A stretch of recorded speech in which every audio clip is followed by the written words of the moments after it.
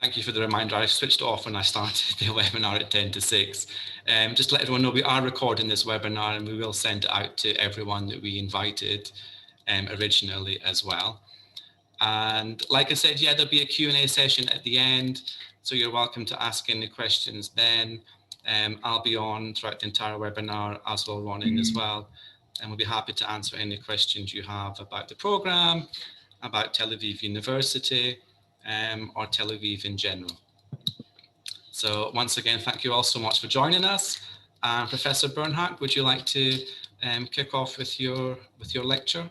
Sure. So thank you so much, David. And hi, everybody, wherever you are. I saw the list of countries where you come from, and it's literally all over the world in different time zones. So I especially appreciate those who, for them, it's very late in the evening. I know for some of you, this is the case. So I'm here just to give you kind of a taste of the kind of discussions that we typically have in our LL.M program, and particularly in the law and technology track. But this topic obviously has implications for everything, for all topics and all tracks that the program offers.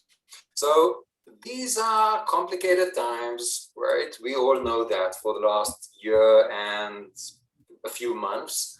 And it's, you know, things might be better in some places, but not so much in others. And then we have the Delta mutation of variant, and you know, it's a crazy time. And many countries around the world are struggling, all countries are struggling with how to manage the pandemic. And at the same time, at least in democracies, how to make sure that we do not deteriorate into a 1948 kind of scenario. And this is a major challenge. And for liberal democracies, which strive to protect fundamental human rights, it's a major challenge. Let's begin our short discussion. I will be 15 minutes or so, that's all. And then we can have some questions and, at the end. Every step we make, every breath we take, right, is documented. When we wake up in the morning or whenever we wake up, one of the first things we do is grab this device, mistakenly known as a smartphone, but I think it's better described as a personal surveillance device. And by that we indicate, to our providers that we woke up.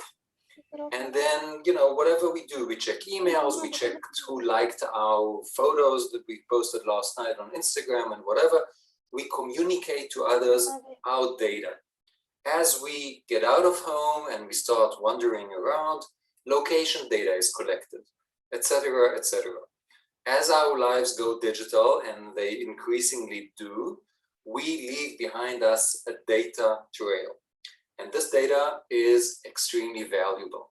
It's valuable to governments and law enforcement agencies. It's valuable to our employers, to insurance companies, and of course to advertisers.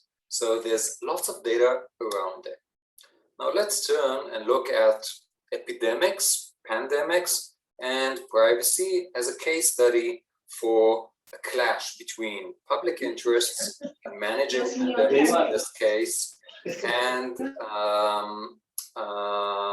fundamental human rights, privacy in this case. So by now we are all familiar with this, right? In order to block the pandemic, so there's a vaccination option, but there's also social distancing. If we manage to sort of, you know, identify an infected person and he or she are isolated, then we have saved many others from being infected. So there's an acute need to know who has been infected in order to ask or order them to isolate themselves or seek medical treatment if they need, of course, and then and by that to slow down the spread of the pandemic. Whoops, this has moved This is because of the special mode, but and I can't fix it right now. Anyway, there's spreading the virus and identifying the contacts, the person who have been infected and with whom they have been in touch, is a chain. And there are many links in this chain. Each of them can be problematic.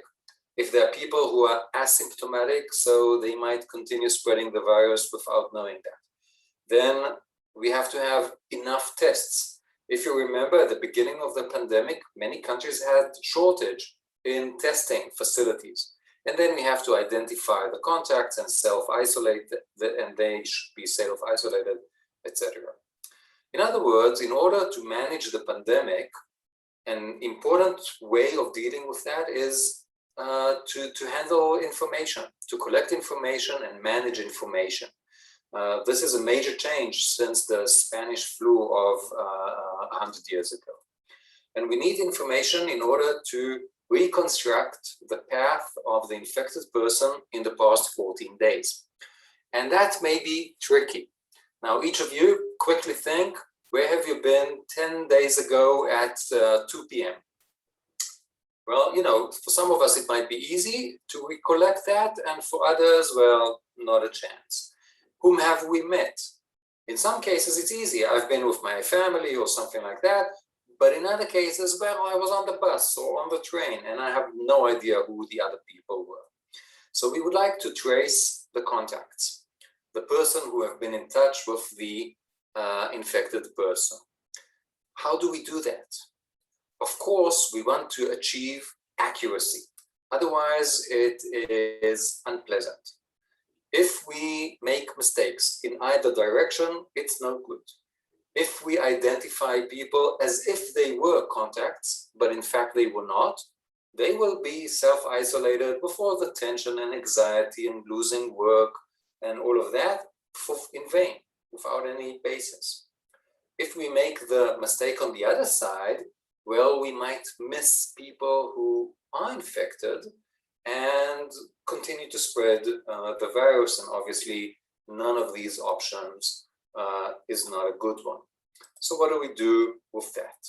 I will suspend this question for a short while and add to the informational needs also the social needs and the legal needs. Trust. Trust is crucial in managing pandemics.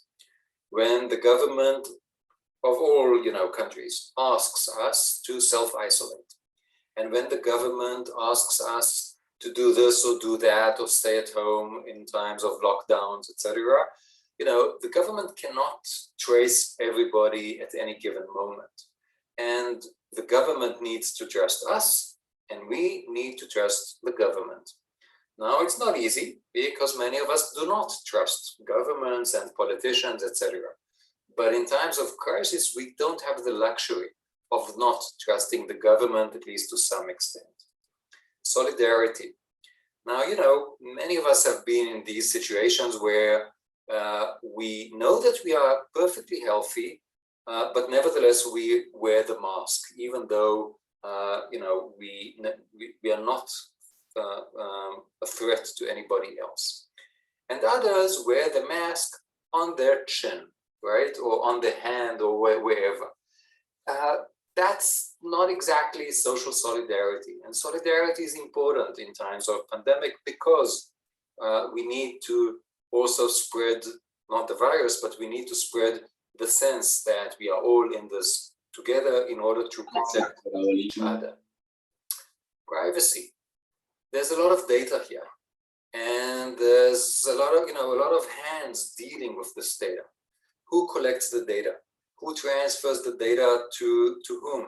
For what? For which purpose? How do they do that? Etc. etc. Obviously, many people are nervous about privacy aspects, especially when governments are involved, but also when private companies, whether it's Google or Apple or other service providers, etc. And trust, solidarity, and privacy, they're all interrelated. If we trust the government, we may be more willing to give more information. If, however, we do not trust the government and that might affect the way we behave with other people, etc. And the relationships here between trust, solidarity, and privacy are complex. They're not kind of, it's not a one size or one track kind of relationship. So we have informational needs, we have social and legal needs, and now in times of crisis, and I'm focusing on the case study of contact tracing. We've seen some countries that use the secret security services. We've seen that in China, and the only democracy that I know of that has done so as well is Israel, okay? And what we have seen in other countries is the deployment and voluntary use of contact tracing technologies. I'm pretty sure that some of you in your own countries have heard about it. Maybe you have even used that. The applications, it's an app. It's an app that we download to the smartphone, or not to be called smartphone, right? It can be by the government, or it can be by a private company or some other private initiative. Let's take a look at what Israel has done with the security service, also known as the Shin Bet. The Shin Bet apparently has access to location data. How do they do that? Presumably with cooperation with the service providers, and hopefully only for the purpose of preventing terror attacks and the like. So they have the technological capabilities meant for one purpose, preventing terrorism. And now, for the first time ever, it has been used to handle a civil, not a military, a civil crisis. And there's a chain of data transfer from the Ministry of Health to the Shin Bet, the GSS, and back, etc., in order to identify the contacts.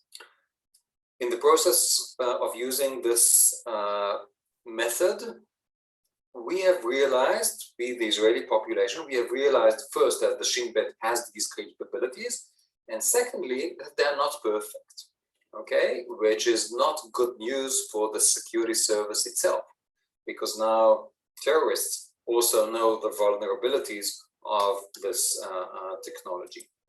And there was some privacy, there was a privacy debate, quite rigorous in the Israeli society and in the courts.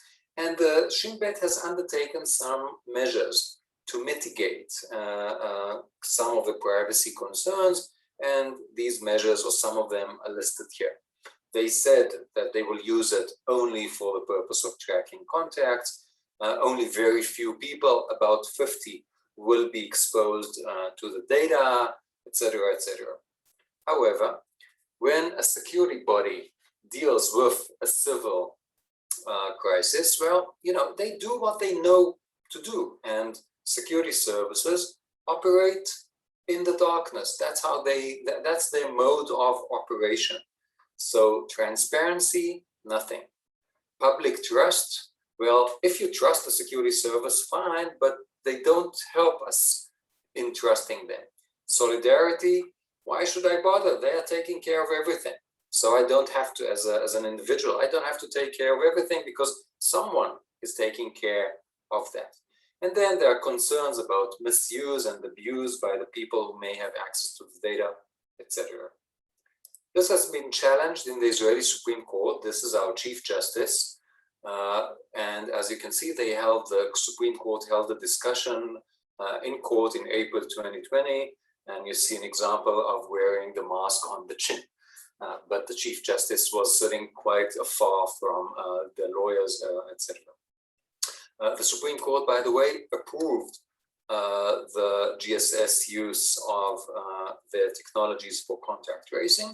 In another petition decided about a year later, the Supreme Court said, okay, we are already a year into this pandemic, we have some experience, slow down. And they allowed the Shin Bet, the security service, to use the technology only for tracking people who have been found diagnosed positive to the virus if they refuse to cooperate in an epidemiological inquiry, where there's a human questioning them, where have you been, Maybe you can remember whom have you met, etc., etc. By now, it is no longer in use. Okay, the Shin Bet. So we have a major challenge here, which is quite typical of various constitutional settings, where we have a fundamental human right of the individual, and it conflicts with an acute, in this case, social public interest, in this case, public health, etc. How do we handle that? Well, we have seen one way, which was technological. We can also use legal ways of saying isolation, lockdown, penalties for those who violate that, etc. But what the message I'm trying to convey is that it's not only law. It's law and technology. It's also managing on various levels, and it's social norms. And each of these factors feeds into each other. And this is the kind of discussions that we have in our law and technology classes. We focus not only on the law. We try to understand the interaction between law and technology, and between law and social norms, and between social norms and technology, etc., etc. And this is not a stable relationship. It's dynamic. It keeps changing, and it's challenging. And in our discussions, we try to kind of look into that, zoom in, and figure out what's going on there, and what is the role of the law in all of this. In just a couple more minutes to present one kind of interaction. Many countries have developed contact tracing technologies, voluntary ones, applications that we download. These reflect the idea of privacy by design. Privacy by design was an idea advocated by Dr. Anne Kvokian. This is her. She is the former Information and Privacy Commissioner of Ontario, Canada. And the idea is very simple, intuitive to lawyers, not to everybody else. The idea is aimed not at lawyers, but at engineers. And the idea of privacy by design, or data protection by design, asks engineers, when you design your technology and you think about whatever function you want it to achieve, you also think about usability and various technological issues. You may think about data security, that's fine. Think also about privacy. Privacy is a broader term than just data security. And in Israel and in many other countries, such applications were developed. In early March 2020, I received a phone call from the Israeli Ministry of Health from people I did not know, and they told me, we are trying to develop this app. Can you help us? And they told me a bit about the app, and I told them, oh, you're doing privacy by design, how wonderful. And they said, what are we doing? I said, doesn't matter, let's talk about privacy aspects. And they have designed the application so that it reflects privacy principles. It was voluntary, so you did not have to use it, and quite about 1/3 of the adult Israeli population have used the application. It turned out not to be that good, okay? But it did save some infections from taking place, etc. They said exactly where the data goes from, etc. No data, no personal data was transferred to the government, okay? And one of the most important things, and I'm proud to have contributed to encouraging them in doing so, is that the software is open access. It's open source. It's freely available online, so that techies can check the software and see that what they say is what they do.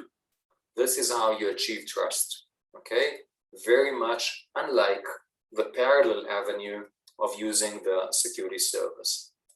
Other countries have done the same. Singapore, for example, was a pioneer as well, etc., and many other countries.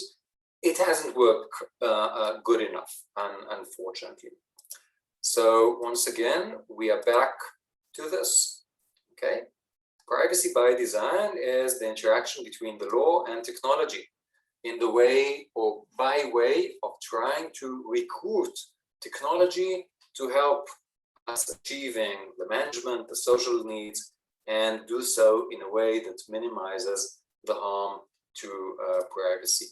Those of you who are interested in reading more about that, here are some papers about privacy by design and some other issues, some in Hebrew, but mostly in English. That's it. I'm happy to answer any questions if you have about that and about law and technology in general, or about the use of contact tracing.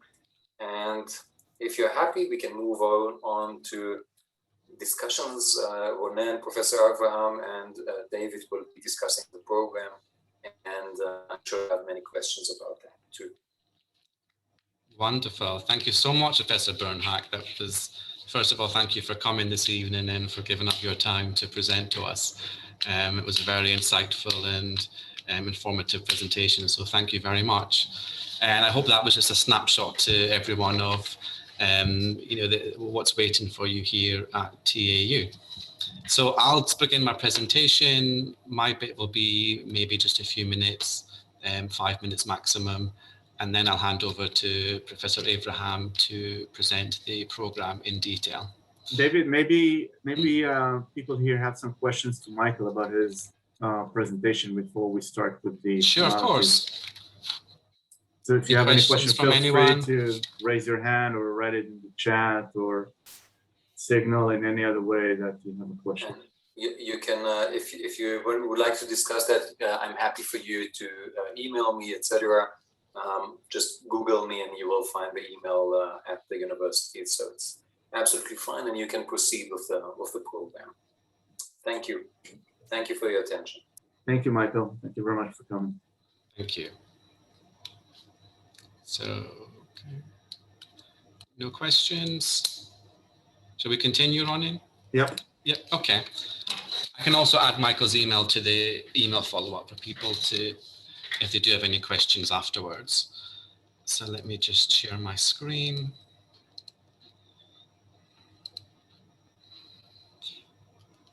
Can you all see the presentation? Yes. Cool. Okay, so welcome. I just want to briefly go over what awaits for you here at TAU. This is a great snapshot of Tel Aviv University. We have 30,000 total students, 2,000 of them are international, and they come from 100 plus countries. We are Israel's largest institution of higher education. We're one of the top 100 innovation universities in the world. We have 125 schools and departments in 9 faculties. We're also number 8 of the top schools producing VC-backed founders. We're actually the only non-US institution to make the top 10 list. So we're very proud of that. And if you've ever been to our campus before, you'll know we're all on one campus. We have 220 acres just to the north of downtown Tel Aviv. Every faculty has their own building, their own library. The campus has lots of nice green spots for people to, to sit at, to work together, to collaborate, and also to eat and drink as well. So when you join us, you do join a community of illustrious alumni making waves throughout the entire world. I won't go into details of them all, but here's just a couple of well-known alumni. Yotam Ottolenghi, I think most people in the UK have been to one of his restaurants in London. They're very, very good. He's a very successful chef and author with a couple of restaurants and books and a TV show as well, I think. We have Danny Gold, who gave us that wonderful piece of technology, the Iron Dome, that keeps us all very safe. He has a PhD in electrical engineering. We have Uri Levine, who's the Waze founder. He has a BA in economics from TAU. Also Adi Sofer, who is the general manager of Facebook. She's a graduate of the law faculty, and she also has an MBA as well. And of course, we have connections to industry. We have the remote center on campus, and they take scientific inventions and discoveries and take them to market. We have the entrepreneurship center, which is on campus, staffed by professionals from the industry. We have events that happen every year. The annual Cyber Week is actually happening in about 2 weeks' time. And that's a week-long event on campus. I believe this year it's a hybrid option again, but normally we have between 8,000 to 10,000 delegates from all over the world, cybersecurity experts, government, investors, academics, diplomats, all throughout campus. And then we also have the Artificial Intelligence Week as well. Okay, bear with me. If there's one thing I want you to take away from me tonight, it's the student life team. They are, we call them madrachim, which is a Hebrew word for counselor or guide. And they really are, they're here to give you a soft landing. So when you come into a quote foreign country, they're there on arrival, welcoming you to the dorms. If you're coming to do quarantine in the dorms, they're there helping you out when you arrive, bringing you food. They did events on Zoom every day. The students in quarantine, just making sure they had something to do and they were kept active. They are, I think, one of our, outside of the academics, one of the best features of Tel Aviv University. All of them, you'll see the picture on the right-hand side, that's the student life team. All of them are Israelis. They're all post-army service. They're all doing either their first or their second degree, undergraduate or graduate degree. They live in the dorms and they're available 24/7 for any issues you have relating to housing, medical, legal, anything at all that you need assistance or help with. They are your first, port of call. And they're also in our office here in the middle of campus on site every day. And in addition to that, they have a wide calendar of social, cultural activities. They do, they do pizza nights, they take you on trips, day trips in Tel Aviv, in Jerusalem. There's also overnight excursions throughout Israel in the north, in the Golan Heights, down south, in the desert. They've even taken them down towards Eilat, a little bit of almost mountain climbing in the Red Hills next to Eilat. And I think outside of the academics, they are one of the best resources here. Okay. And also accommodation and insurance, like I said, we have accommodation, we have dorms, they're just adjacent to campus. These pictures here are of our Broshim dorms, they're fairly new, just a couple of years old. They're studio style apartment living. They all have kitchen facilities in them.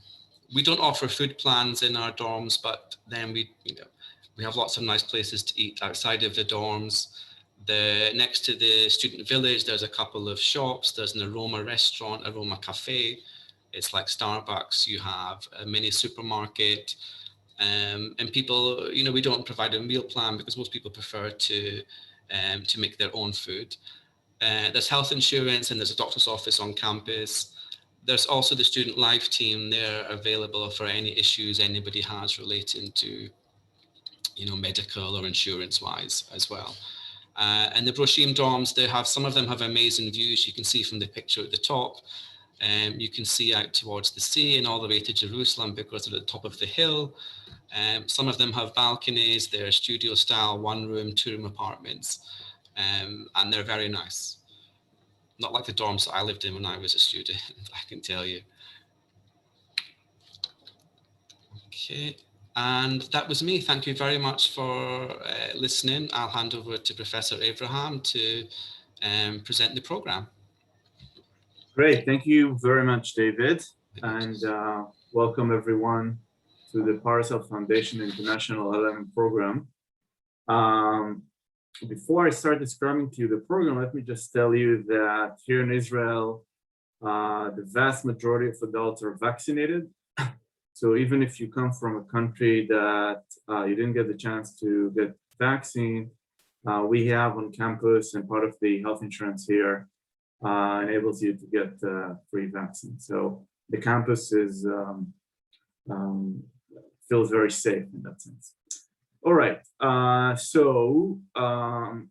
this is the LL.M program. We have students, international students from all over the world, from all continents even. It's part of the Buchman Faculty of Law, which is the oldest faculty in Israel. We have our professors have graduated from the best law schools in Europe and in the United States, most of them from the United States. We have some of them from Europe. I believe Michael Birnhack has graduated from a law school in Europe. Our faculty routinely visits the best law schools in the world, teaches there, wins awards. We have all sorts of research centers in technology, in law, and innovation, exactly what you would expect from a law school in the Startup Nation. Can you move on to the next slide, please, David?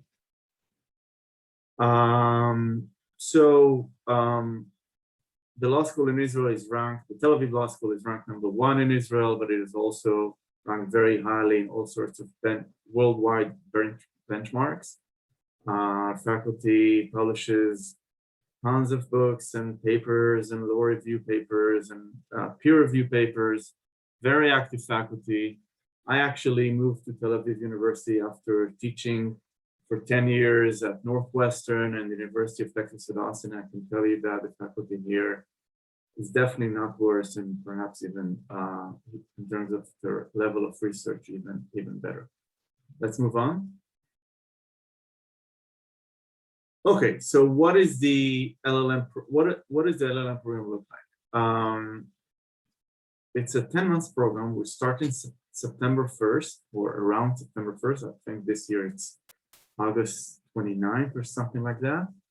And anyway, the first day of the week of September 1st. And the first month is, we call it the core semester. It's a semester where you guys study as a class together. 3 courses that we have decided you need to be able to better succeed in the LL.M program, which officially starts in October when the university opens its gates to everyone. So in that, it's kind of an intensive month. During that month, there are a lot of Jewish holidays. So you can study for 2 days and you have a holiday for 2 days, but it's pretty intensive. We take you to a trip. David talked about the activities and the trips that the university offers, but in addition to that, we offer some extracurricular activities of our own. One of them is, we usually have between 1 and 2 trips during the month of September. One of them is to some farm in the desert. The other one is to the Israeli Supreme Court. We'll have to see how it will go this year, but this is what historically we have done.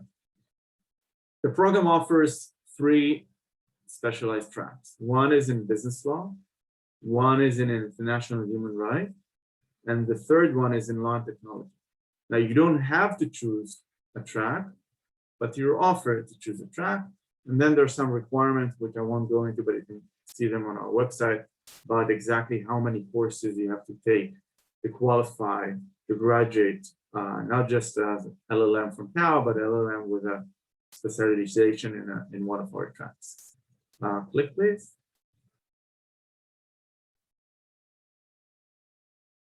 So here's a random selection from courses that, oops, go back, please, thanks.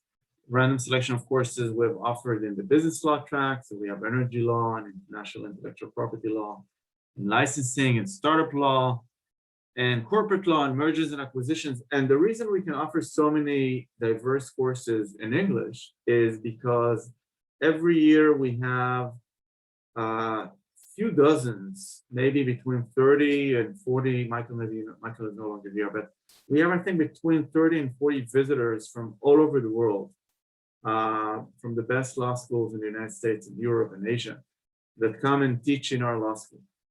So you're not only exposed to our great faculty, but you're also exposed to great faculty, great professors from other faculty. And this is how we're enabled to offer such a great selection of courses. Click, please. In the International Law and Human Rights track, you can see we have International Environmental Law and Political Philosophy and labor rights and free speech and welfare state. And one of my favorite, the International Legal Perspective on the Israeli-Palestinian conflict. So this is just to give you a taste of some of the course selection. Now, it's not necessarily what we will have next year because a lot of it depends on visitors we're going to have next year. And sometimes we have recurring visitors, sometimes new ones.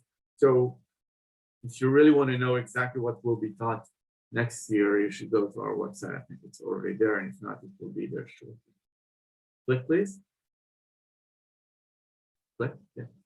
And the third track, Law and Technology, you get the digital copyrights, introduction to intellectual property and visual arts, and US trademark law and computational law, and cybersecurity. Now, those courses you study with Israeli students and with other foreign international students that come here for their exchange program. So we have LLB, usually in their last year of their LLB, students from all over the world, few dozens of them come. So those courses are handled in English. You'll be able to meet Israeli students and other students from all over the world.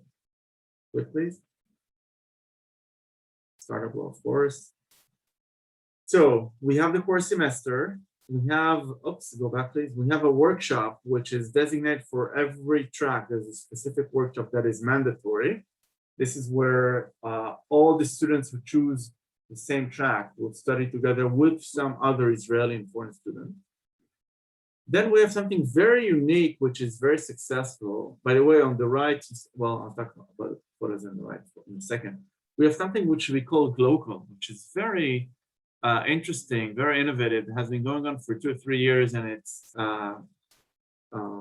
really a growing success. What we do here, during the break between the semester, I think we have like 7 weeks or so, kind of February, March. Now, some of you will want to go back to their country. Some of you will want to travel here in the area. But some of you will prefer it, and every year we have 3 or 4 students that take the Global. The Global is a course, which is not really a course, but we call it a course, where you actually go for a mini internship in one of the law firms of your interest. So if you're in the business track, we'll connect you with a law firm that does business law. And if you're in the law and technology, we'll connect you with a law firm that does law and technology, etc. And you'll actually work there, be an intern for a lawyer for 6 to 7 weeks, and you'll have to write us kind of a summary, a 2-3 pages summary of what you've done. We'll get a report from your mentor to make sure that you did a good job. And it's a pass-fail course, but it gives you 2 credits.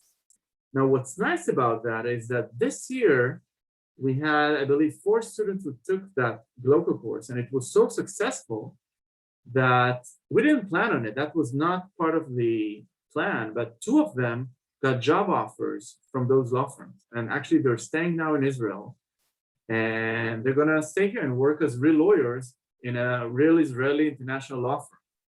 So that was not the point. We didn't do it for that reason, but it was just happened. It just happened. It was so successful. The law firms were happy with the level and the connections and the knowledge of international law that you guys bring, and students were happy with actually staying here more because Israel is so wonderful, especially in a Corona year. Israel is way above everybody else, every other country. So they wanted to stay here for another year, and they got a job offer, and they're staying. You'll be able to meet them when you come. We also have some extracurricular activities. Of course, there is no guarantee. I cannot guarantee you that the same will happen next year. It just happened, and we're happy about that, but it's not part of the promise. The promise is just 2 credits for a great experience working in an Israeli global law firm. Okay, so we also have some extracurricular activities, all sorts of trips, day trips. We even have 2-day trips, kind of overnight trips. The photos here are from one of the overnight trips we had. So you see the students of this year. The top photo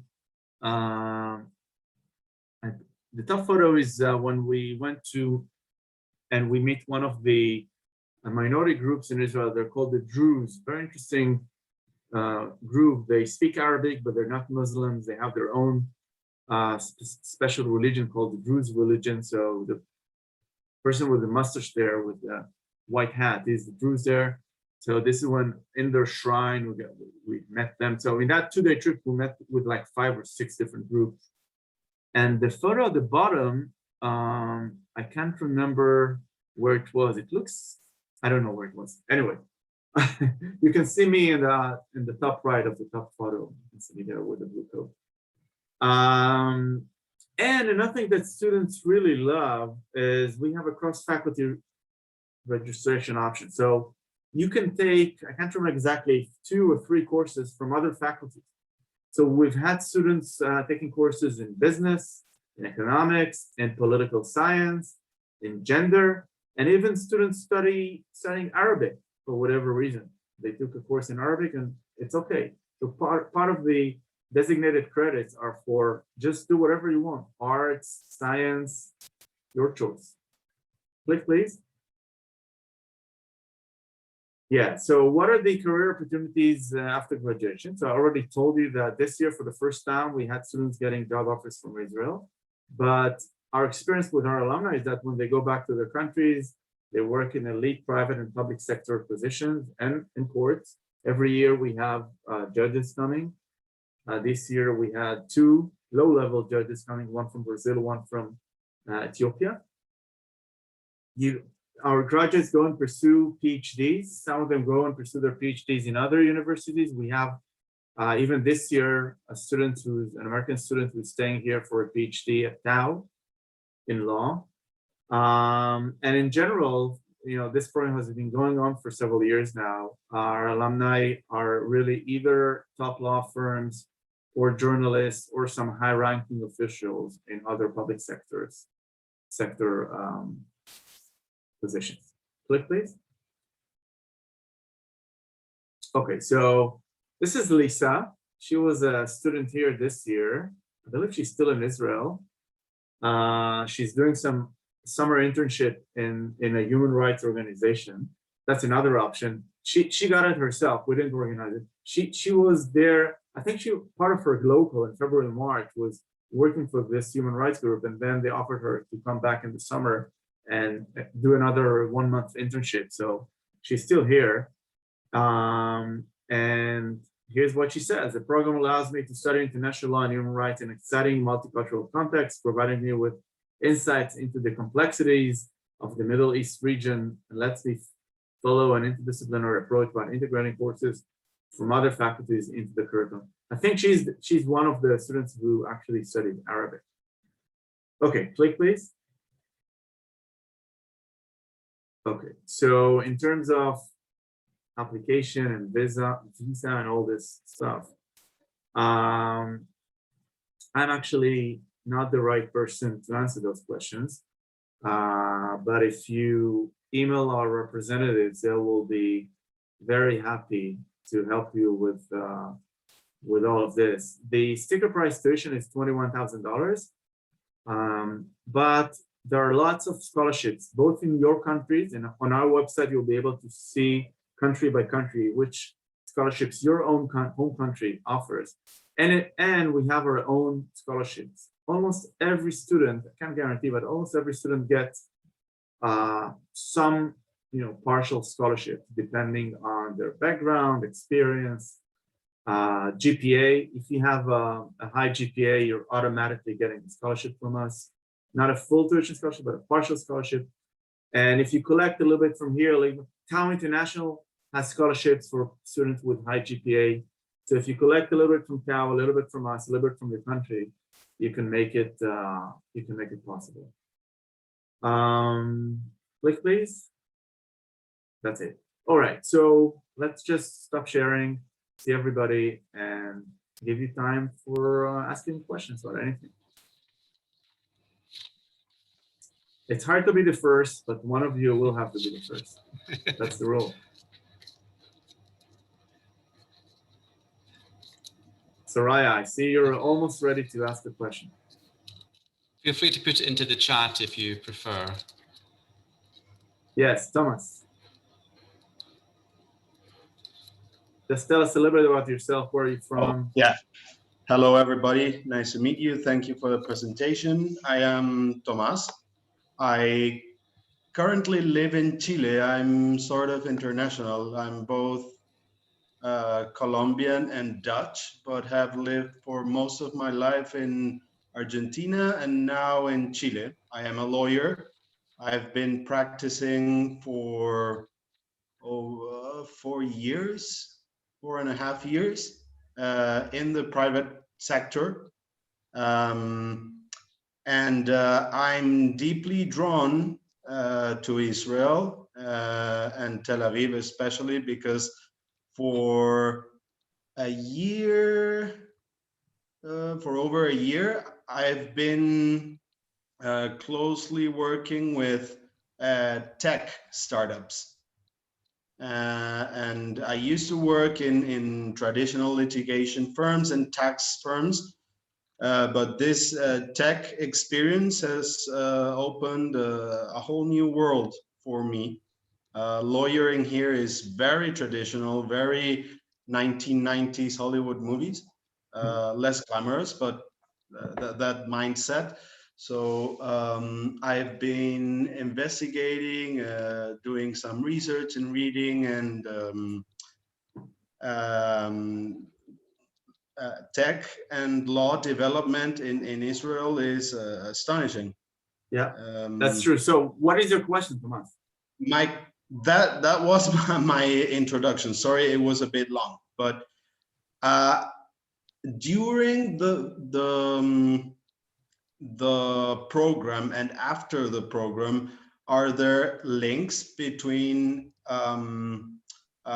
tech companies or research centers on law and tech that take the students or graduates, the candidates or graduates, as to have a working experience? So we have the Global program, which I explained, is the one where in the break between the semesters, you can go and work in a law firm. And if you're interested in law technology, we'll connect you with a law firm that does startup law. And there you'll be able to connect both with the law firm and the lawyers, and also with the tech companies that you will work with during your internship. And then if things go well, maybe they'll offer you to come back in the summer or stay. In the past, I never said that, but this year, as I told you, we had 2 students that got job offers. One of them is in the area of law technology, and the other one is in the area of business law. So we had a Chinese student who got a job offer here for business law, and a Brazilian student who got a job offer here for law and technology. Both are women, by the way. Great. Yeah. Okay. Thank you for your question. Thank you for your question. Who else would like to ask any question? I have a small question. Yeah, go ahead. First introduction, my name is Facundo. I'm from Argentina, but I'm here in Israel for a MASA program. I'm currently working at a law firm at Birnhack law firm here in Israel, in Tel Aviv. So my question is, because I'm not planning to revalidate my title here in Israel, but I do want to stay here. So my question is whether when I do this program with you, what career options do you have with that title, not with the law degree itself? I don't know if you understand my question. No, what title? What do you mean by with that? Like title? I'm a lawyer already in Argentina. Yeah. I came here, but I'm not planning on like being a lawyer here in Israel. Yeah. So the two students I got you for. So the 2 students that I just told you on, the Brazilian and the Chinese women, they're not lawyers in Israel.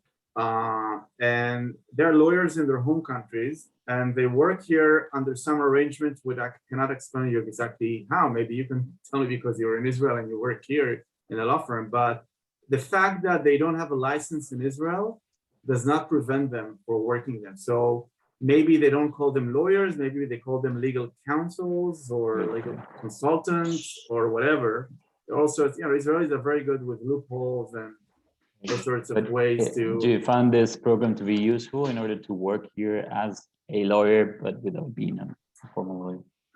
You know, up until last year, I would have told you no. That's not the goal of this program. The goal of the program is to give you education and send you back home. But this year, something new happened, and we have 2 students staying here with job offers. So I don't know if it's going to continue or not, but there is a precedent. You know, we're all lawyers. We know about precedents. We have this year a precedent of 2 students staying here with job offers. Okay, and is it possible to get the contact of these 2 persons? Yes, yeah. Email me, and I'll. Okay, great. Thank you. And I'll connect you with them. Yeah, who else? Yes, Shane. I was wondering, are there any, Can you just introduce yourself for a second? Oh. sorry, yes, I'm an American lawyer. I graduated a few years ago and I'm looking at pursuing an LLM. Mhm. And I was wondering, apart from having a JD or a bachelor's of law or any degree, are there any other prerequisites for this program? Any specific areas that we should have been practicing in or studying? No. You could have concentrated on human rights law and decided that you now want to switch to law and technology, and we'll accept you to law and technology. We don't care what you concentrate on. That's not at all. Okay, thank you. Sure. Who else? That's it? Don't be shy. In Israel, you know, it's not an option to be shy. I'm telling you in advance. It's just not an option here. I see Facundo is They're direct. It's not an option. Any questions on housing, scholarship, student life? Yeah, Soraya. Hi, it's a pleasure to meet you all. Actually, I'm still a law student here in Brazil. I'm from northeast of Brazil. I still have 1 year of law school until I graduate, but I'm already a huge fan of Tel Aviv University, and I'm already looking at the program, as you can now see. Right now, I work as a volunteer in a app that works in the Silicon Valley and is trying to predict COVID-19 through cough sounds. And that's really exciting because I've been learning a lot through data privacy, and I've been competing in places like the Llm Moot, that is the international arbitration competition. So I've been really excited with the program. But my question is that if during the program, can we also take Hebrew classes? Because I would like to learn it a lot, but I don't know if it is included in the program also, or if it is something apart. Yeah. So as I said before, I think we have 2 or 3 courses that you're allowed to take anywhere in the faculty, in the university. It could be arts, science, languages. So we have students that took Arabic. You can take Hebrew. Now, for those who are Jewish, the state of Israel has its own Hebrew schools that you can take in addition to being a student in the town. So, but that's something that the state of Israel offers. I think it's free. But anyway, if you're interested in that, once you come here, we can provide you with more information. But in general, you can take any course the university offers. You know, you can study ancient Aramaic if you want. We're fine. That's great, thank you. And I have another last question, I promise, is that if we have another opportunities of internship before the global program, like can we do internship only in the global program, and then if we get invited, we stay, or we can try to get an internship before, or keep doing the internship after the global program, outside those weeks of the program? No, it has to be due to visa issues. It has to be through the program, because you have a student visa. You're not allowed to work. That's why we call it a course. So formally, it's a course. You're not working, but really you are. But once you're not in the global program, you're not in a course. You're not allowed to work. Once you graduate, then if you get a job offer, the law firm will apply to the authorities in Israel and ask for a working visa for you. But that's something we have nothing to do with. It's, you know, as far as we're concerned, you're here as a student. Got it. Thank you very much. Sure. Just to mention, Soraya, we do run Hebrew Alpan at the international school throughout the year. So I will send you details afterwards. We run a couple of intensive, short intensive, longer intensive at all levels. So I'll send you afterwards details of them. You can look. Thank you. Actually, I was going to Israel, to Tel Aviv University, to do the UPenn summer program last year, but then pandemic hit and it was canceled. So I'm really fond of this program also. We do have the Alpan in the summer, starting in the 2nd of August, actually, for the whole month. I didn't know that. Yes, Good to know. yes. Good to know. Thank you. All right. You're welcome. Who else? Who else would like to ask anything? Housing. Everyone's very shy. Yeah. Or we were very clear. I have another question if no one's asking. Yeah. When's the next program starting, the date? When are the deadlines for application, and also for the scholarships? When are the deadlines? So, basically the deadline is end of July, and it's not that we have not accepted people, good students that applied later. The problem is that you have to get visa, and also you're risking that you will not have scholarship money left, because I have a bucket of scholarships that I need to allocate, and if you apply later, the bucket might be empty. So I really encourage all of you to apply as soon as possible, both to make sure you get visa on time and you can come here, but also because then your chances of getting a scholarship are just higher, way higher. So don't wait, don't procrastinate. Apply as soon as possible. Yeah, I agree. And also the same with us, our scholarship fund. There's not a closing date, but the more time goes on, the more people get a scholarship from it. And also housing is given on a first come, first served basis. So the longer you leave it, the less chances you have of being able to secure dorm housing as well. Yeah, that's true. How much is the amount of the scholarship approximately? Like, I can't really tell percentage you. or something? Well, it really depends, on your GPA. It depends. So we have several types of scholarship. We have merit-based, which is automatic. It's based on your GPA. If your GPA, I can tell you, if your GPA is 83 to 85, I think you'll get $2,000. If it's 85 to 84, you get $3,000. If it's above, 85 to 88. If it's above 88, you get $4,000, something like that. Then you have need-based scholarship, which really depends on your circumstances. And that could be anywhere from $1,000 to another single-digit number. But then we have all sorts of individualized. So we have a scholarship for students coming from third world countries. We have a scholarship for women who are promising women that can change the world, something like that. We have a special scholarship for them. So it really depends, if you are, it really depends on your circumstances. It's hard to tell. For example, this year we have a special full tuition scholarship for Canadians, but we don't have anyone from Canada applying this year. So the money is there waiting for someone next. If you know someone from Canada, send them in. We have a full scholarship for them. So it really depends. We have special scholarships for people from Brazil. It really depends. I cannot tell you in advance, but We've also applies. Yeah, go ahead. I was just going to say, we also have our COVID scholarship at the international school that's merit-based, and that's up to $5,000. And also, you said you were from Argentina. You should also look into the Friends Associations in your country. I can connect you with our LATAM person afterwards as well, because they do offer, quite generous and substantial scholarship options as well. Yeah. Yep. Any other questions? Hello. Hi, Kim.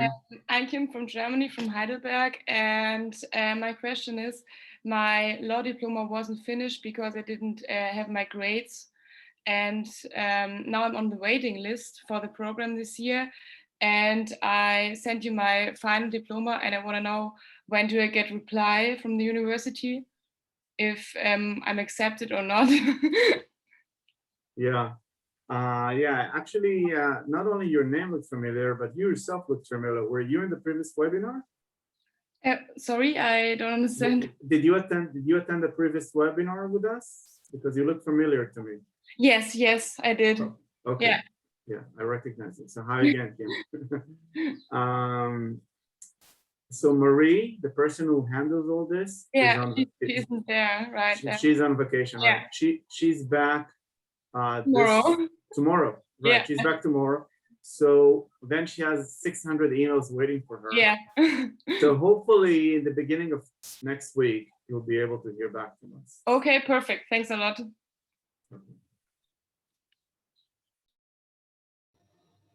Any other questions? Yes, I have a, oh, sorry. Go ahead, please, Shane, go ahead. You had said during the PowerPoint that we don't have to choose one of the 3 tracks. Right. Does that, so is it, just to clarify, does that mean you can just take an equal amount from each track by the end? You're there to just categorize? Right. And then we also have courses that do not nicely fit into any of those 3 tracks. You can take them. So basically, you're free to do whatever you want. Okay, and there's no writing requirement, but there are like writing competitions and things. That's what it looks like on the website. You mean to be admitted? No, at the school, there's no thesis requirement. There's no thesis requirement. Some courses may have some minor writing requirements, but no, there's no thesis requirement.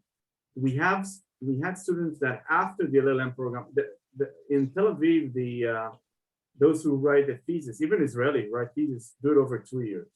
So we've had students in the past that after the LL.M year decided to have a thesis, a master thesis, and they stayed for another year to write the thesis. We could have, but during the first year, you don't have to, there's no formal writing requirement. Thank you. Sure.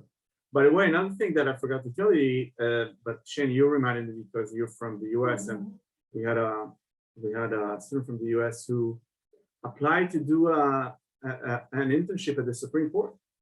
So that's another place where you can do, and they're looking for international students because unlike American Supreme Court, who never does comparative law in their, Supreme Court justices never do comparative law in their opinions. In Israel, justices routinely do comparative law in their opinions. So they're always looking for students from all over the world to help them with comparative law. So that's another option. Of course, there's no guarantee that justices choose whoever they want, but we've had students from our program that have applied and have been accepted to be interns at the Israeli Supreme Court after the program ends. So they stayed for another 6 months or something like that.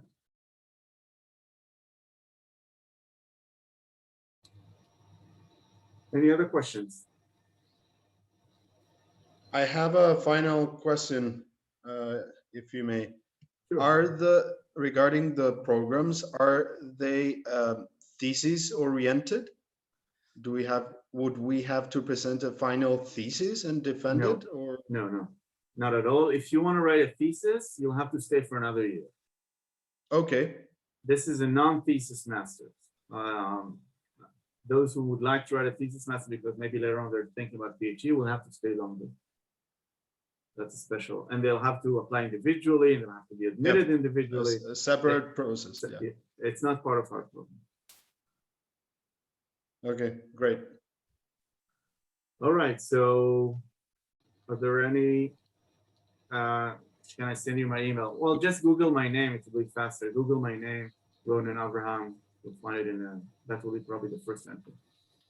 I have an email both for Tel Aviv and Austin, but it doesn't know. I'll get both of them. Any other questions? Or otherwise we'll go to watch football tonight. Hi, I would like, sorry. Yeah. Talba, hi, I'm Talba. I'm from Brazil, but I made Aliyah 2 months ago. So one of the reasons, and also I'm a lawyer, I have a bachelor degree in law and a bachelor degree in international relations. So I have worked previously in the Ministry of Economy as a fellow, like 3 years ago in a program. And well, I was working for the government, but then I also felt that I wanted to make this connection with the digital world. So I would like to ask, actually, it's more like also regarding the scholarship. You said, Ronen, that maybe you said to another fellow who is here, who is from Argentina, would you have, or would you know, who could I contact? I'm not from, like, I'm Brazilian originally, but in cases of getting a scholarship, how is there something that you advise in order to get some benefits from a scholarship? So we have special scholarships for Brazilian. I'm not sure if it applies to you or not. My guess is that it will, but I don't know. So Marie, our person who is on vacation and will be back tomorrow, will be able to provide you with more information about that. Maybe David can tell you about Friends of Brazil. Definitely. I can also connect you with Andre, our LATAM. You may know Andre already, or Andre Chesand. He looks after our LATAM office in Brazil. I'll connect you with him because he knows a lot about the Friends Association scholarships, the PSAIC scholarships. I'll connect you with him afterwards. I'll introduce you to him. Okay, I'll and be he'll happy. be able to help you. Okay, thanks so much. Anyone else? Excuse me, can you clearly? Yes. Yeah. I'm Ni. I come from China. I'm Chinese, and I have no question, but I want to say something about Professor Birnhack's speech just now. Chinese government has taken very strict measures to control the COVID-19, but the people are supportive, and no one has raised any objection to human rights. I think human rights are based on life. If there is no life, how can we talk about human rights? And I know my English is not very good. To be honest, I didn't fully understand today's interview, but I want to say there is something wrong in Chinese map. Yeah, just now. I think there's something wrong about Chinese map. It can be confusing. Yeah. Yeah. So I suggest you just email him directly. I'm sure he'll be very happy to communicate with you about your concern. I wish you raised this concern well when he was here. But anyway, just feel free to Google his name, email him, and let him know about your concerns. I'm sure he'll respond. Usually responds in the same day. It's very quick. Okay. Great. Okay. All right. Anyone else? Okay. So have a great evening. Good luck in the football match today. I don't know if you guys Who's playing today? Yeah. Today's England. Is it England versus Croatia? Spain. England, Denmark. Denmark. Yeah. England, Denmark. So I hope to see you all here on September 1st or a little bit before. And if not, and if yes, good luck in whatever you do. And that's it for tonight. Thank you very much for attending. Thank you all for joining. It was a pleasure to meet you all. And I'll connect with a few of you afterwards and introduce you to certain people like Andre, etc. But thank you all for coming. Good night. Thank you very much. Thank you very much. Everyone. Bye-bye. Good night. Thank you very much. Bye. Bye.